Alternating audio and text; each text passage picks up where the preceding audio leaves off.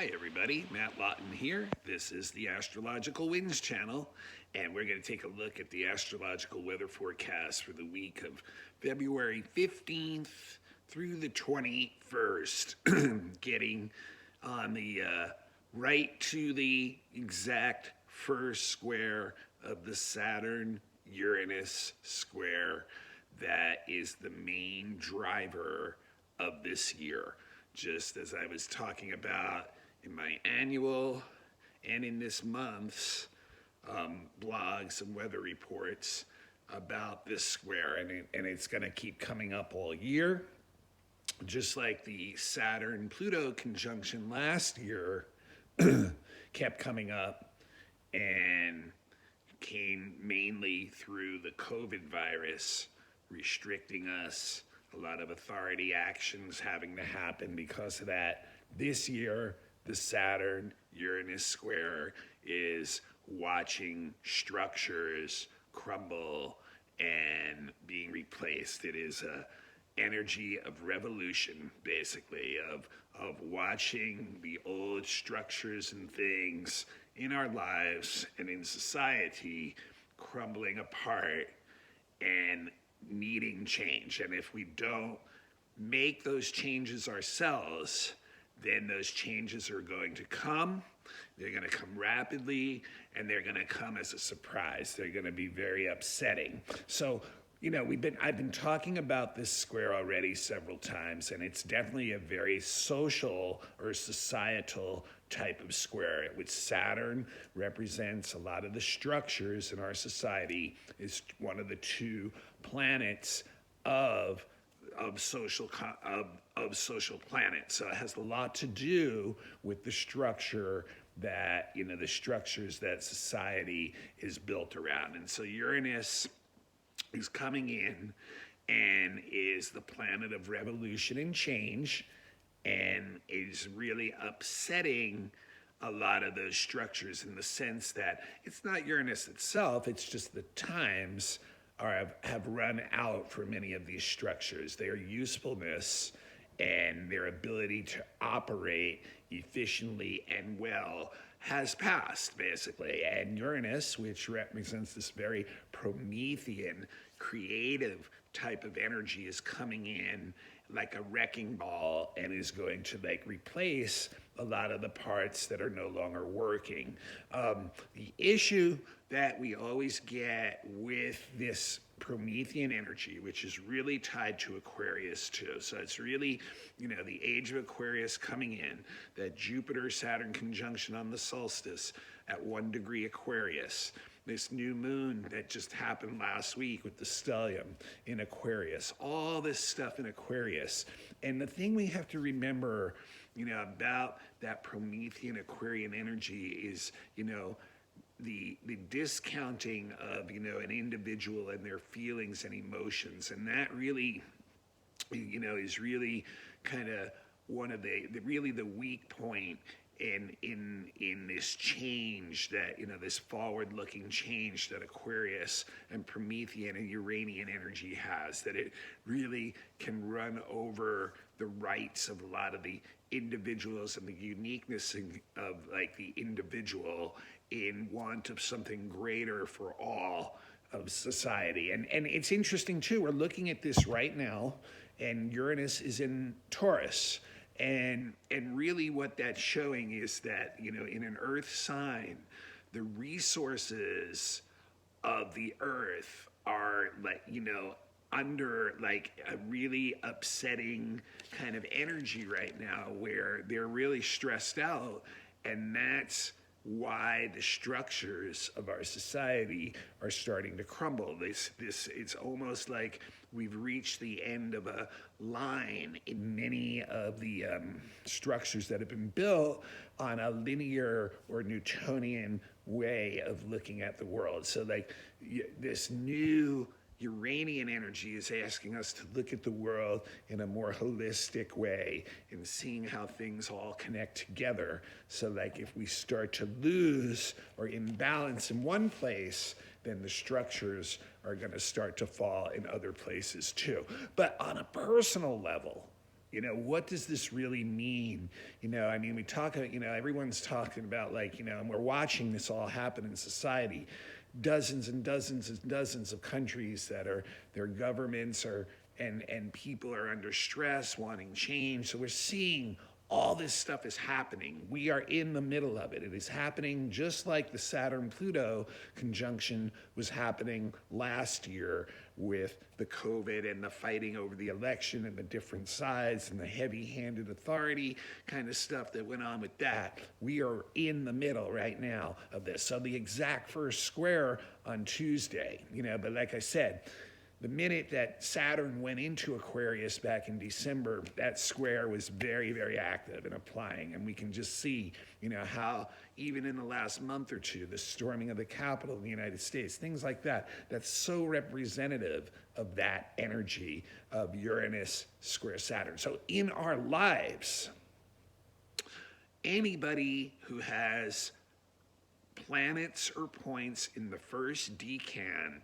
of fixed signs, so 0 to 10 degrees of fixed signs, is really going to feel this Uranus Saturn square personally too. And where that hits in your chart, if it's hitting any planets or points in those early degrees of fixed signs, then you're going to feel a lot of the structure of your life crumbling around you. And having, and if you don't honor that by, being flexible and going with those changes, then it's going to be really, really upsetting. And that's the thing with the fixed energy.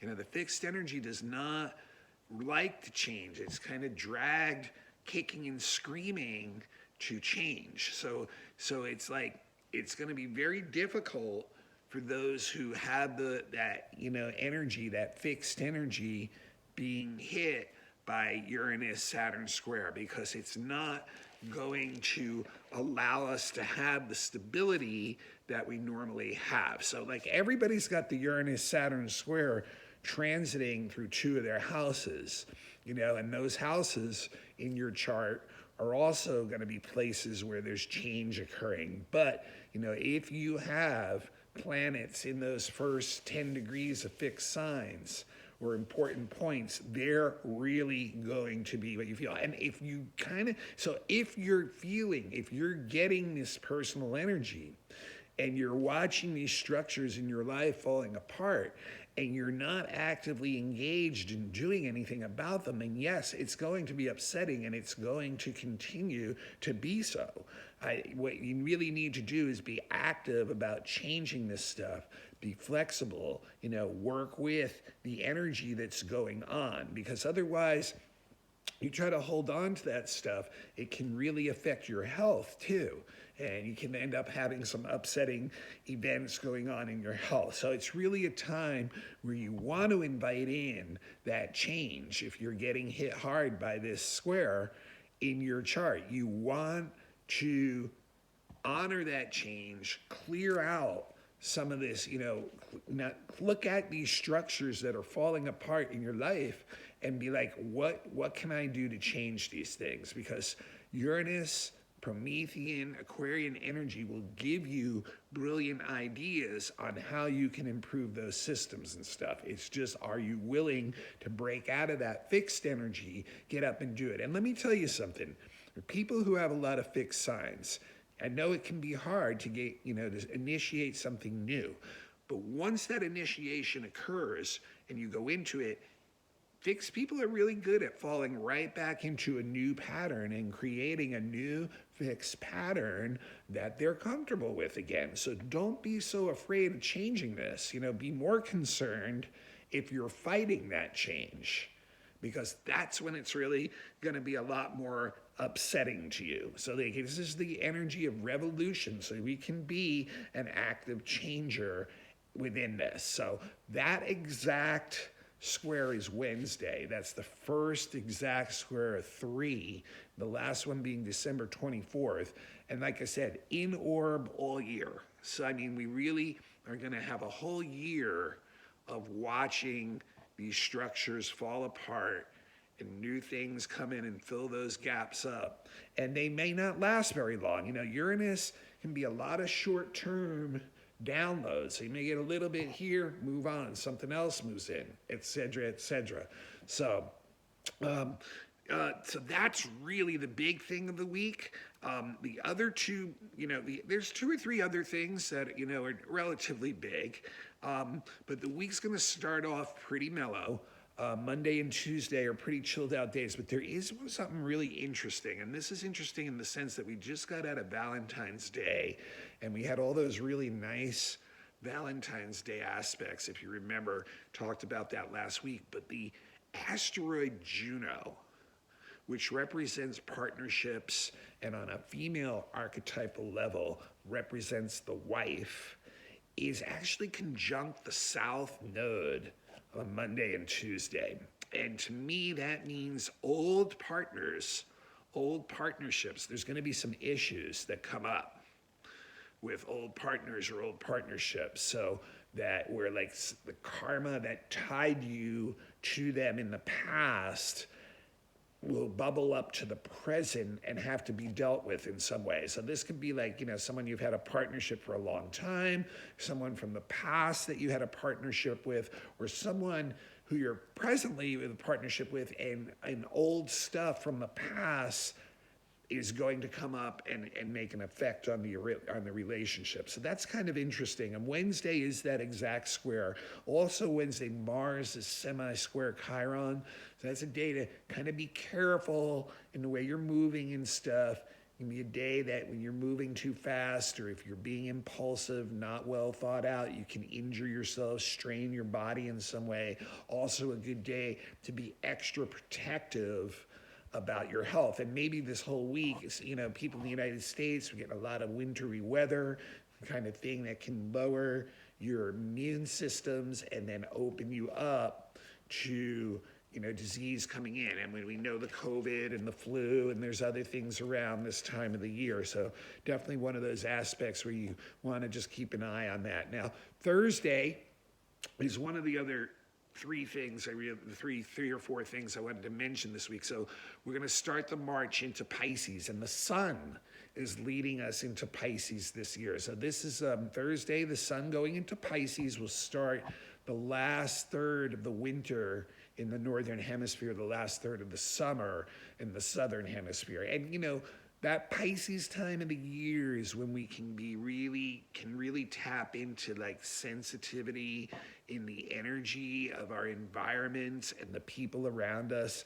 Our psychic energy, if we're receptive and open people, can really start to like ratchet up and we can get really, really sensitive. Now, it also can be a time when people are more sensitive emotionally and can be hurt more easily by the things that we say. But I really, Pisces time of the year is that, the Pisces is always wanting to merge with whatever's going on around it, and, whether it's aware of that or not. So it's like, definitely puts us into this very empathic, feeling out thing.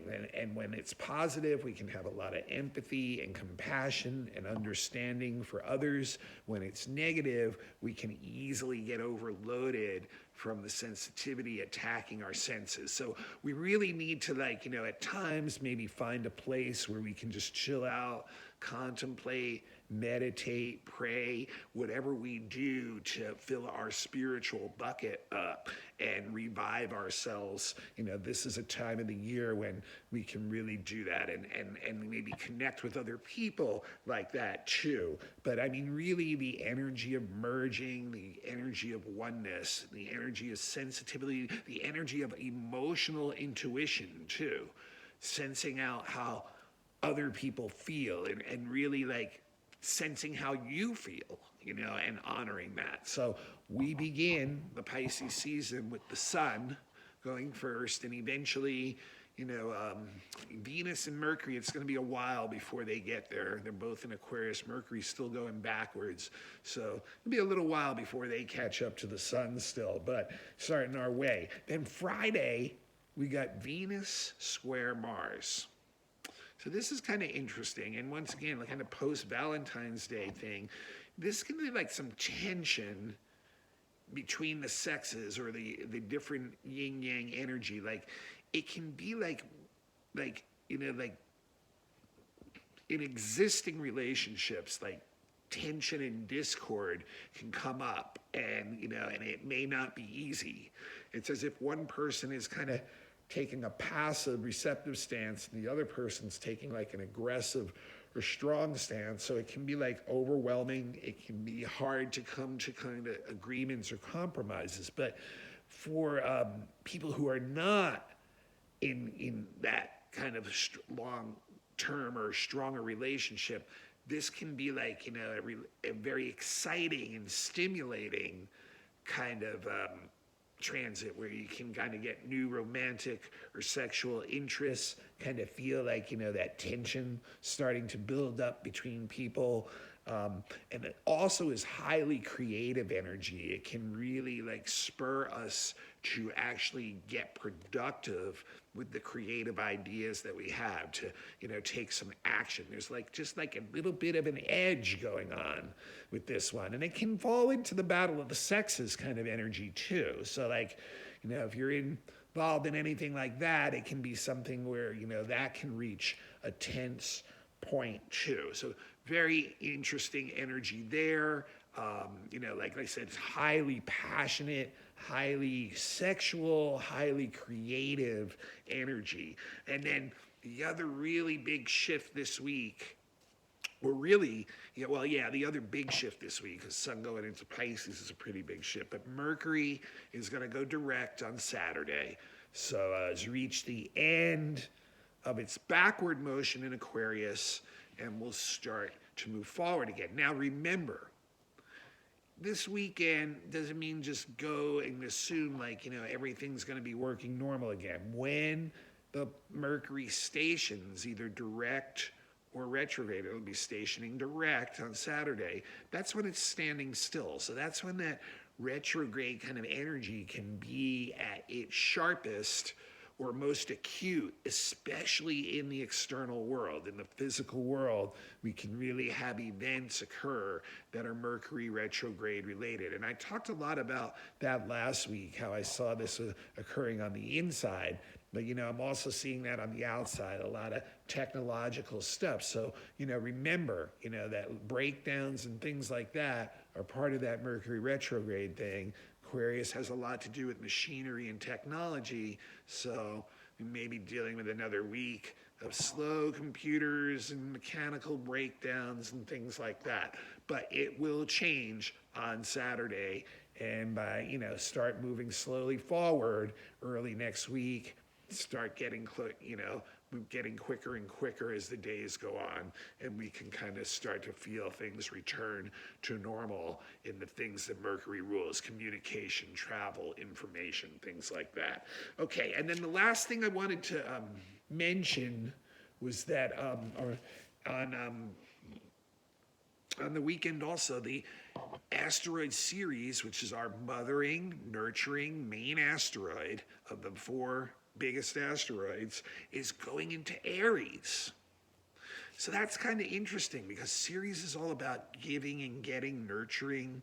It's about family kind of energy. It's fruitful and productive. And Aries is kind of not any of those things. It's like a barren, individualistic, like strong,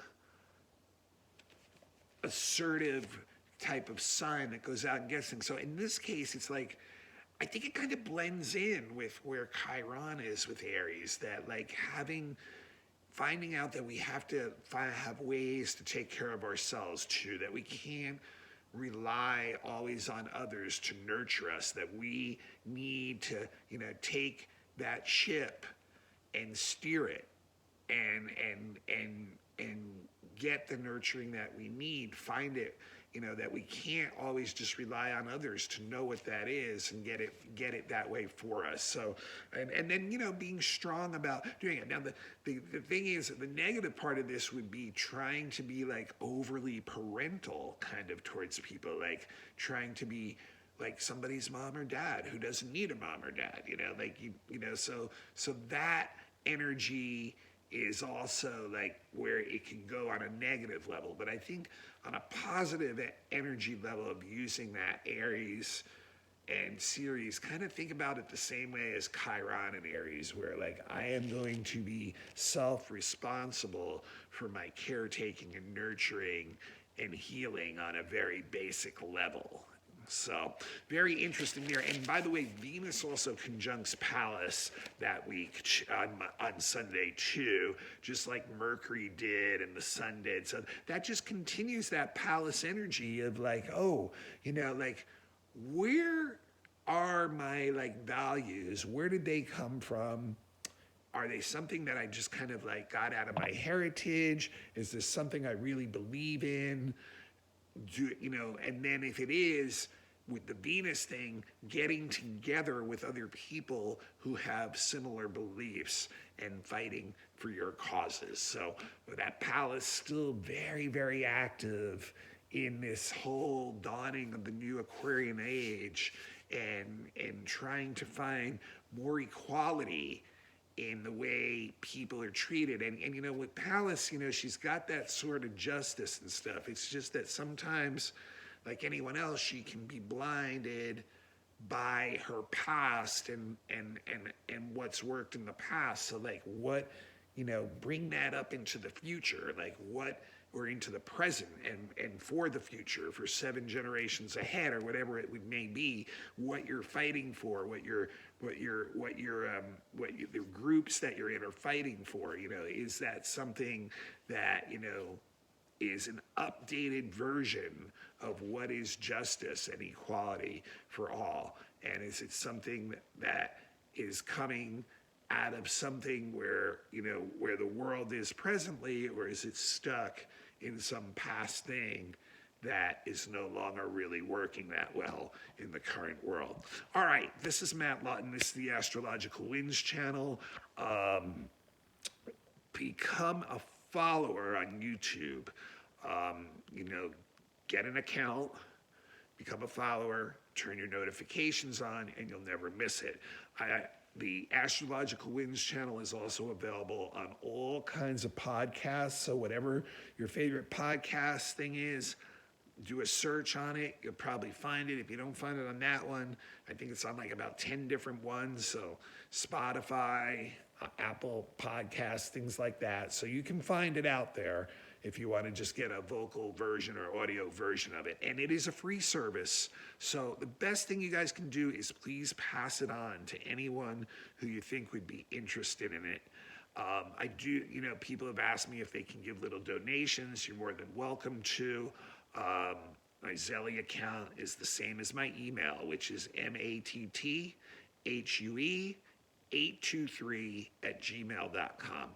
And if you need a reading, same thing. Please email me. I do all kinds of readings, natal charts, so you understand your birth chart makeup, predictive, so you look at the next year and what's the energy going on in your year, relationship charts, children's charts, elections for when you want to time an event for the best timing, horary questions, if you have a question, fixed star for deeper soul readings, things like that. All kinds of different readings available.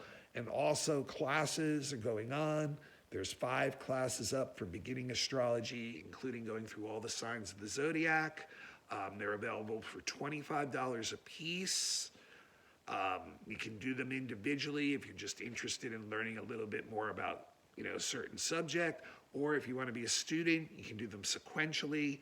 And if you are a student and you have a student ID, $5 off on the classes. Right now they're available only on Dropbox. I will get them set up on my website and get my website republished soon. But in the meantime, they are available already. A few people taking them. And otherwise, get in touch if you have any other astrology questions, if you want to have a lecture with a group, something like that, available for stuff like that too. And once again, it's matthue823@gmail.com. All right, next week will be the last week in February. And in a year where things are just going to continue to change very rapidly. So hold on tight. And this week, just look forward to Mercury getting ready to go direct by the end of the week. And by next week, sometimes we'll start to see the flow of Mercury, the Mercury ruled things kind of get more in a flow again. All right, until then, this is Matt Lawton signing off on the Astrological Winds channel.